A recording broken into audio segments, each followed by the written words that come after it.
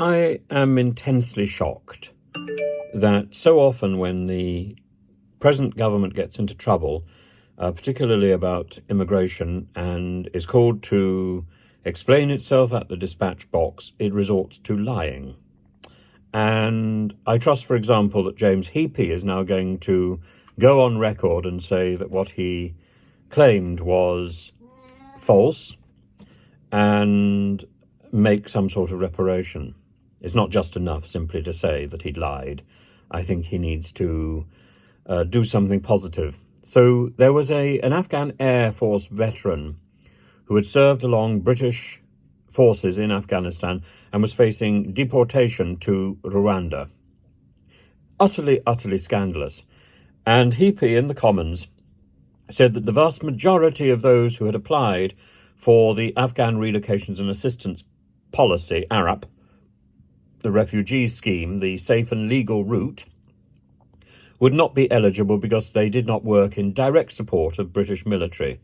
We've had hundreds of thousands of applications, he said, the vast majority of which have come from people who either served in the Afghan national forces or who, whilst their effort was heroic, was never who ARAP was aimed at. But it hasn't been hundreds of thousands of applications. The Ministry of Defence received 138,000 applications to the ARAP scheme to date, well below the figure suggested by Heappey. It is simply shocking, the Conservative handling, the government's handling of the Afghan crisis, from Raab sunning himself on the beach in Crete and not giving a damn, to Heappey telling lies about the people who have every right to receive help from us, is simply chaotic. And the excuse that new ministers can sometimes not get the figures right, well, it's his job. It's his job to do his research. It's his job to master his brief. And it is simply shocking that it's time and time again. And in fact, shouldn't have been him who was there. It should have been the defence minister who was standing there and explaining, or indeed Suella Braverman.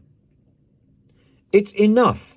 It's enough to be to be caught with our trousers down over this, and then we compound the insult by churning out a second-rate minister who doesn't know what he's doing and hasn't bothered to read the brief. I expect not only an apology in Parliament, but a serious act of restitution, a serious act to correct the damage which he and ministers of his ilk, Suella Braverman and co, have caused.